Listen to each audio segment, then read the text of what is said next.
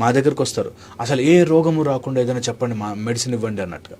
స్వామీజీల దగ్గరికి వెళ్తారు, గురుగారు ఏదైనా మంత్రం చెప్పండి, దాంతో ఇట్లా నాకు సిద్ధి రావాలి. రావు. ఈజీగా వస్తుంది అంటే నమ్మకూడదు.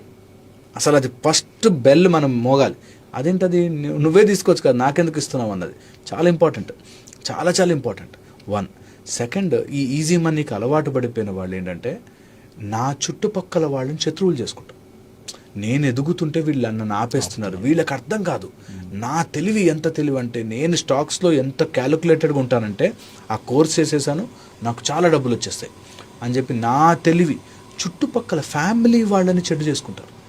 ఓన్ ఫ్యామిలీని చెడు చేసుకుని, వాళ్ళ దగ్గర నుంచి చెప్పకుండా డబ్బులు తీసుకుని, వాళ్ళకి తెలియకుండా, ఎందుకంటే డబ్బులు పెడతాను అంటే ఎవడు ఒప్పుకోడు కదా, ఎందుకంత పెడుతున్నావు అని చెప్పి, అందుకని దొంగతనంగా చేస్తారు. ఓకే, ఈ ఎడిక్షన్ అయిన వాళ్ళకి there is a loop in their mind. Okay, ఈ లూప్ ఎలా వస్తుందంటే, ఒక థాట్, ఒక ఈవెంట్ తర్వాత ఫీలింగ్, ఎమోషన్. ఎప్పుడైతే ఇవి దాటిపోయి ఎమోషన్లోకి వెళ్ళిపోతారో, ఆ ఎమోషనల్లో పెట్టేస్తారు.